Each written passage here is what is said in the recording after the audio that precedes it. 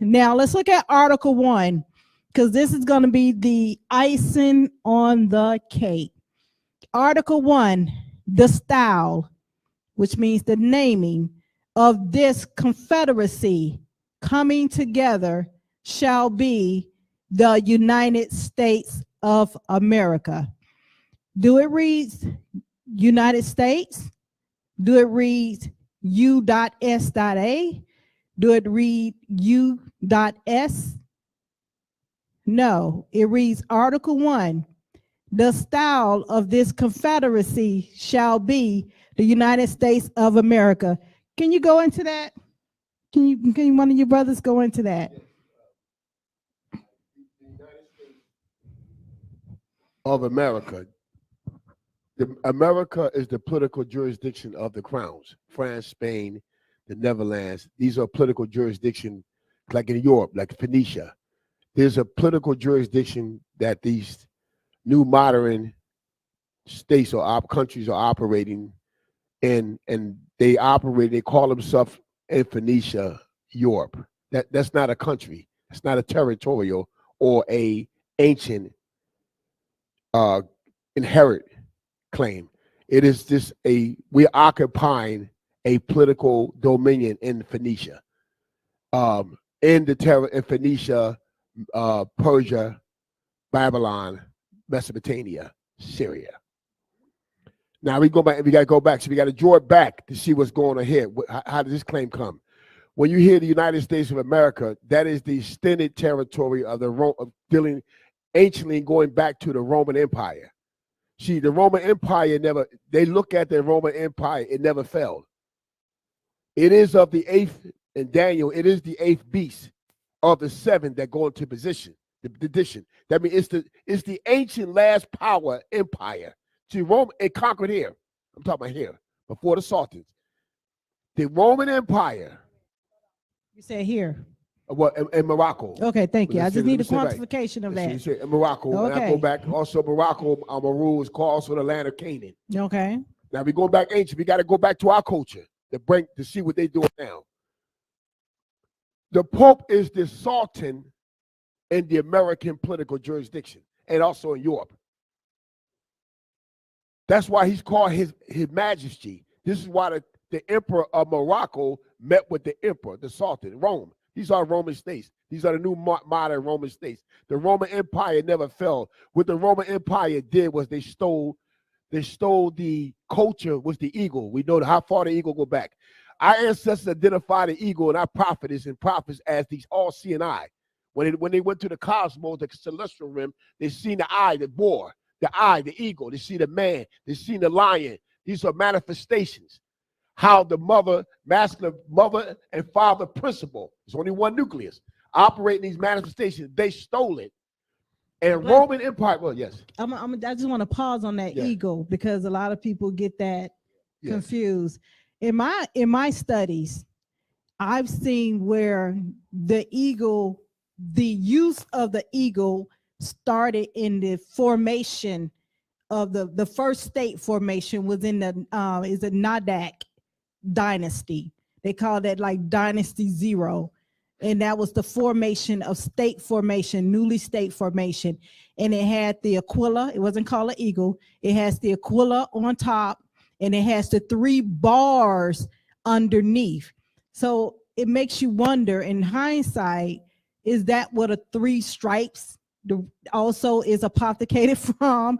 Because you have the aquila perched on top of the 3 bars. So if you Google Nadak dynasty, it's N-A-D-A-Q, or sometimes it's a K. They play with it in the search engines. You'll see it'll say Dynasty 0, and you'll see the aquila perched on top of the 3 strikes. I just wanted to interject that, because there's a lot of misconception and misnomer as the eagle is theirs and the pyramid is ours. No, the heritage was formed from the first custodians of the land. So it's all culturally appropriated when it's transferred over from your colonists. They're taking what they see and using it for their good. Absolutely. So I just want to point that out. No, that's true. And it's stolen from ancient. See, the Moors came up with they use the eagle as the eye. The foreseeing eye means that the Moors, when they in Amity in the sea, because a lot of battles first started at the sea before they got on the land. So what happens is the ships will go out, far out, to get news to the land that a battle is going to happen at sea. The Moors use the eagle. They would have the eagle, and they would attach a letter or a strip to the eagle paw, and they would do the eagle like this. The eagle will fly. Yes, the eagle will fly. Excuse me, because I get excited. The eagle will fly. I love our culture. The eagle will, right? The eagle will fly and go and land on the land, and then they would take the script, and that way they will read how the battery, if it started, or what's the strategy of the battle, or what the army got. The reason why that would happen, because the eagle, that's for seeing the wanted people to land. If the battle is being lost at sea and the enemy's getting ready to dock the shores of the native land, the eagle already go up. We losing. They'll be here within 3 days. So you see how important the eye of the eagle is? The sea. They was used. The Moors used them. So that's very in our culture. Rome, which are Moors, marinated Moors, they knew this, because this was handed down to them. This is why they had a symbol of the eagle. That's why the eagle is so important. So this culture, which you see they use in modern time, where they hide, that's our culture. It's not hidden. It's not hidden. It's right in plain sight. Now, it's in the movies and everything. Like I'm not sure if everyone has, I'm quite sure everyone has watched the Game of Thrones. Now, if you watch the Game of Thrones, you will see that the Aquila, aka eagle, is used as their main messenger birds. Like they will write, they will take the ink, the feather, and dip it into the ink and write, the message on the scroll, and they'll roll it up so it can go into the talon. That's right. So it can go into the talon of the eagle, Aquila. Yep. And then the Aquila will understand its direction it will need to fly in order to send a message. So if you watch Game of Thrones, you will see they are showing you the ancient practices, the practice that took place of using the Aquila as the messenger. Just think about it. You have what you call the mouth. The mouth of the Aquila is called the bicus, correct? Yes. Now the bicus, what is also shaped like the mouth of the bicus of the Aquila? Right. No, the mailbox. Oh yes, that's right. The mailbox is shaped like the messenger. It's shaped like the bicus. And what else is shaped like the bicus of the Aquila? The bike, I'm just going to help you out because we're on time. The bike seat, the bicycle. So just think about this. The bicycle was then also used as a messenger to carry forth. So the use of these well-settled messenger practices is still continue on to the day. So it's in plain sight. It's in your face. You just don't know what it is. But, here on Moroccan Post News, we're here to help bridge those yesterday's events for today's information and tomorrow news. So this information could never be lost. So now you'll look at things and be able to critically analyze and take it back to the root from which it actually derived from, and stop thinking that something is separated where it's someone else's hue and doesn't belong to your hue. Skin tone, which your skin tone doesn't have anything to do with it. It's about your heritage. It's all a part of your heritage and your culture. So reclaim your heritage and your culture. So we're going to take a break. We got to give our sponsors some more love. Academy of Providence. We're going to give our sponsors some more love. Are you a deep diver for knowledge? Do you like to explore historical content of language, grammar, and law? Well, Academy of Providence is a unique certificate-based virtual learning institution with an aim to draw out a person's innate talents and abilities by imparting the knowledge of languages, epistemology, scientific reasoning, jurisprudence, positive law, history, literature, rhetoric, and more. The channels through which those abilities would flourish and serve the communities as well as the nation. Our goal is to help you dive deep into critically analysis, thinking and reasoning of these areas towards becoming philosophers or humanity of learning or humanity of science. which creates society's great artists, painters, musicians, jurists, doctors, astronomers, biologists, engineers, cartographers, surveyors, photographers, chemists, herbalists, entrepreneurs, computer scientists, teachers, politicians, and statesmen. So, if you are determined and willing to go beyond, Academy of Providence is the perfect place for you.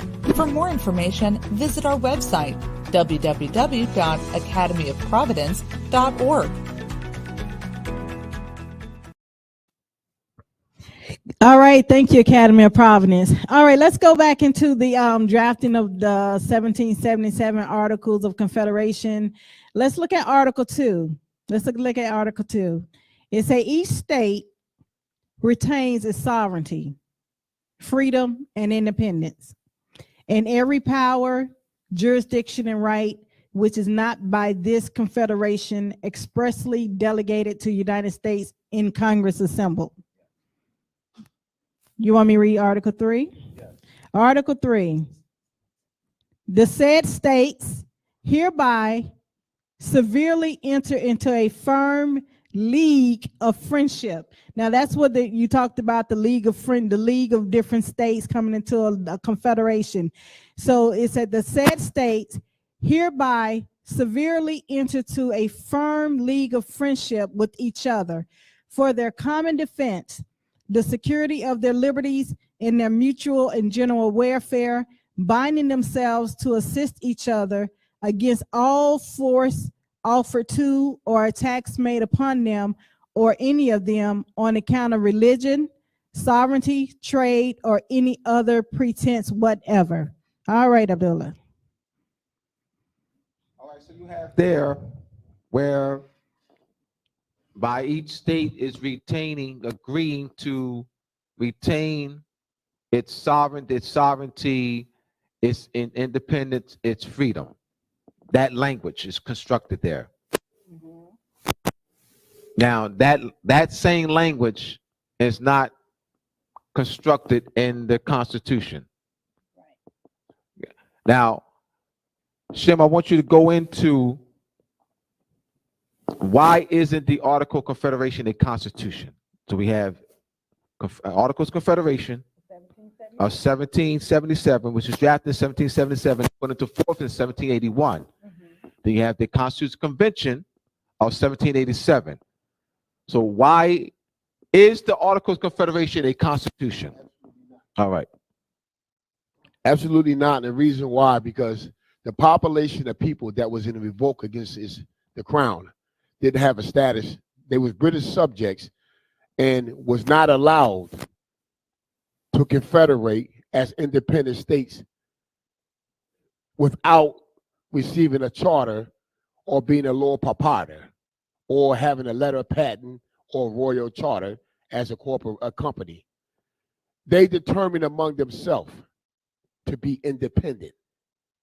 When that happens without the approval of the supreme power, that's a revoke. You no longer, you're a rebel now. Crown, right? Yes, that's the crown. The crown. That's right. So they making disambiguous moves, correct? That's right. All right, go ahead. And they even though it say the Articles of Confederation, meaning they are considered as populations, distribute separate, individually operating in different colonies. As they're looking at in these colonies and this dominion today, we consider ourselves to be independent states, and we're going to come into a confederation among ourselves, and we're going to war against anybody that challenge our authority. That's a revolt revolution, because the supreme power did not ordain that. The crown did not ordain it. And this is a principle. In order to become a confederation, first, you have to first be a charter state. They're not a charter state. They wasn't granted that. They wasn't given that charter. They wasn't given a patent. They wasn't granted anything. So this is a authority by force. We're gonna defend ourselves. This is why, if you read later on, they had to flee, and they had to go to the Lenape Moors, in 1778. It was called the Delaware Treaty, because a sovereign would have to put their supreme stamp on recognizing these populations as political independent states. The Crown never did that, but the Lenape Moors did. And by the Lenape Moors now acknowledging these are being separated states and populations free to self-determine among themselves, and that we're going to give them the asylum and protect them. We're going to feed them, and we're going to make them a friend. When this happened, the Lord Proprietors was already discussing with the Iroquois on to make this confederation, because you have to understand this revolt revolution would never happen with the people unless the Marquis and some of the Lord Proprietors and patent holders fell out with the Crown. There was a split there. It wasn't just the planters. This is organized through ranks. Commissioners, generals, this was organized against the Crown. So they never did had the power. They was only acknowledged by the Lenape Moors as being independent states. Now let me say something, because nobody had never. I'm gonna look at the principle now. If another sovereign I just want to pause because we're gonna go into the enforcement in 1781. But yes, you mentioned something about 1778, yes, in a treaty with the Lenape Moors. Now remember, we stated earlier. Now, the Lenape Moors was also a part of the Haudenosaunee Confederacy, yes, that formed the Constitution, the federal government. Now, if you read the treaty with the Delaware, now if you read Article 3 of the Delaware of the 1778 treaty with the Delawares, it mentions, now I'm going to read Article 3, there's a little bit of it just to give you some content of it. It say, and whereas the United States are engaged in a just and necessary war in defense and support of life, liberty, and independence against the King of England and his adherents. And as said king is yet possessed of several ports and forts of the lakes and other places, the reduction of which is of great importance to the peace and security of the contracting parties. Now let's look at who's the contracting party.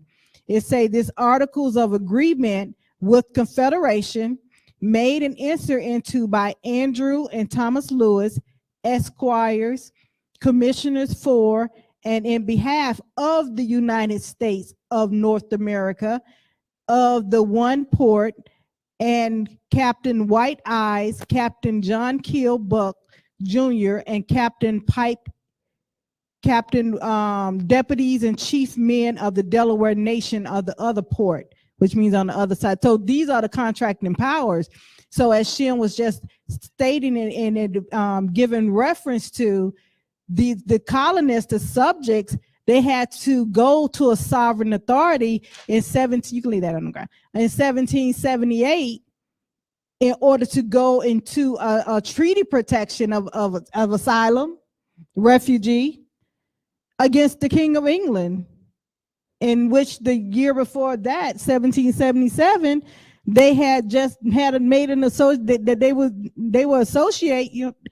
were association, create an association with one another to adhere to His Majesty. So I just wanted to bring that into context as well. All right. So did you want to finish with that?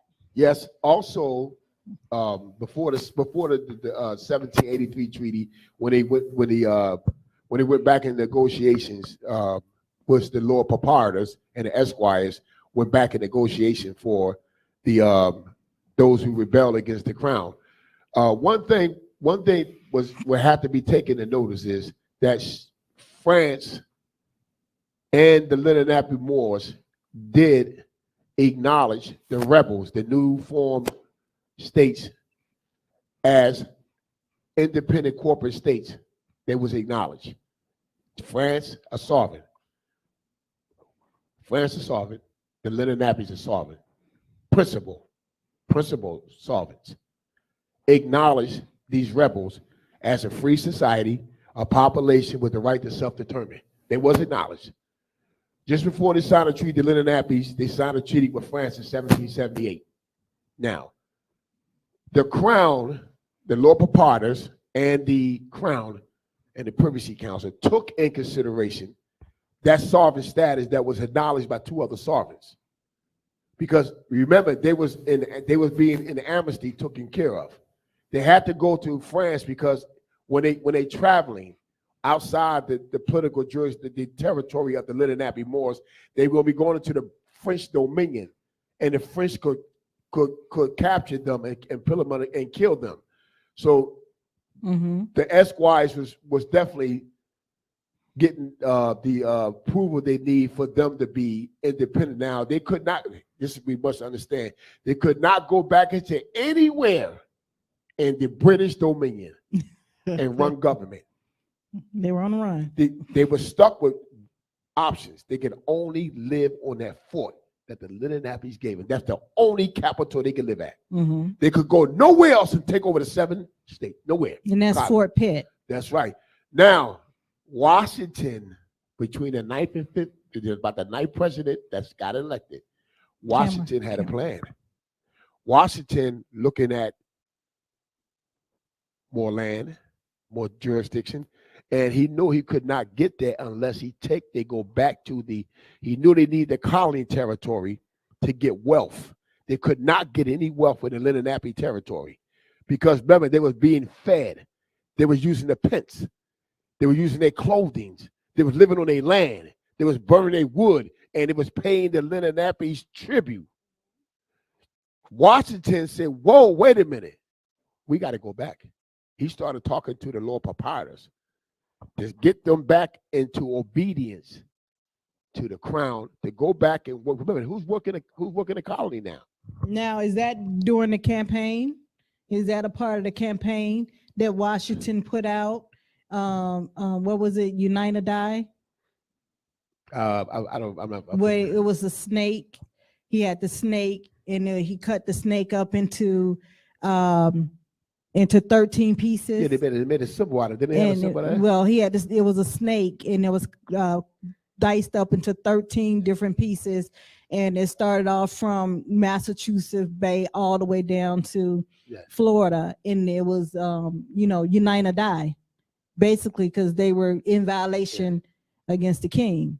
Yep. So Washington ran that campaign for unity with the different states.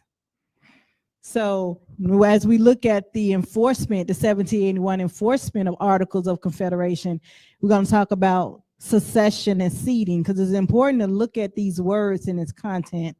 Now, secession, is a Latin word meaning a given up and retain. That meaning throughout the world, evolution passing through Old French and Middle English pretty much untouched. Now, Max Planck Encyclopedia of International Law, secession is an understanding under international law by which territory is transferred from one state to another with the consent of both states. Now, it's a consent, not by force. It's a consent of both states. Now, that you also have the evidence of that in 1492 with the Spanish, with the Moors ceding its jurisdiction over to in 1492. So that's when we say territory is transferred from one state to another with the consent of both states. Now, you also have secession is the act of giving up something, usually land, by the agreement in a formal treaty. Now you have the 1492 treaty, and in international laws, secession commonly refers to land transferred by treaty. Now there's a difference between secession and relinquish. Relinquish is to grant, transfer, or to convey, which is separate meaning. So let's go back to So let's just go back to secession, which is, let's look at the meaning of secession. It's the act of giving up something, usually land, by the agreement in a formal treaty. Now, you want to touch on that, Shem? Yes. Now, let's look at you can hear the word secession. First of all, there's no land. There's no land conveyed. What happens is the occupying sovereignty and dominion of jurisdiction and possessive rights over the people, the subjects, is given from one power to another power, but it does not disturb the inherent right of the native people, the Moors, of the people of the territorial land. That right cannot be secessed away. When that happens, that means I'm the occupying power, sovereign power here by the native people. I transfer that jurisdictional power over to you. That means you only have jurisdiction over the subjects. You don't have it over the territorial sovereignty, over consanguinity, culture, the people of the land. So when people start hearing that, they panic and say, see, but that's not dealing with that, even though it say land. You're only transferring the legal authority of the occupying parties that was given that power through treaty over to another occupying party. But that don't give them the rights to come on the land and take away the possession rights that the indigenous people had before the treaty was even drawn up.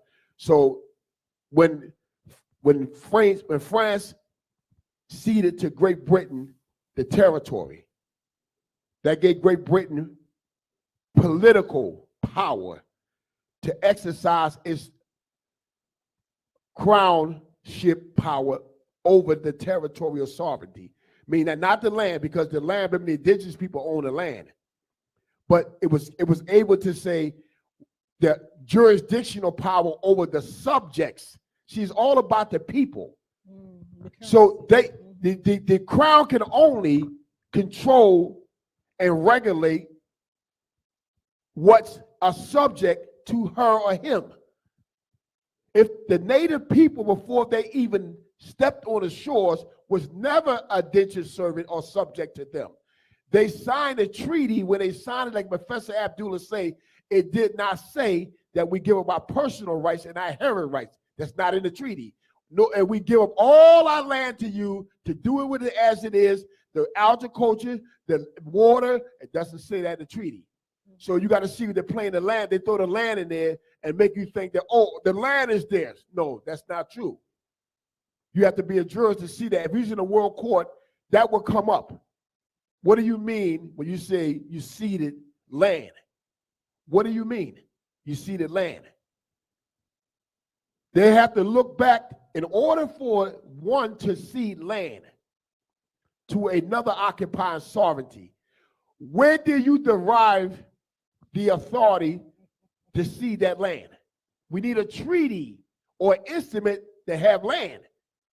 Now, you didn't use jurisdiction. You say land. That could be, because if you say that you ceded the land to them, that means we can't occupy, we can't use it. That has to be challenged. Now, if you say I ceded you dominion title, jurisdiction, that's jurisdiction over its creation, the subjects, and over what they make or what they do, they plant or what they get. That's what the seed power is over, not the indigenous people or the territorial power of the people. That's why Great Britain acknowledged this in the 1856 General Treaty between Great Britain and Morocco, one of the greatest treaties that I ever read in my life, besides the 1744 Lancaster Treaty. Why did the crown use, when the Moors, notice Moors, not Indians, not Mexicans, not Negroes, Moors. When a Moor is a defendant in the British Rim, the British dominions, that the Moor has original jurisdiction. What is the crown doing? It is acknowledging the right to territorial sovereignty that the Moors had before they entered the treaties with these European powers. This is also acknowledged in the Act of Jurist. This is, oh yes, it's very well acknowledged. So we have to very pay attention when we read these words. Even though we see cession treaties, they did this, they did this. But the fact of the matter is, when an argument, international dispute comes up, did the occupying sovereign have a right to cede the land? See, we talking about land now. We're not talking about, you saying land. What do you mean? That has to be defined.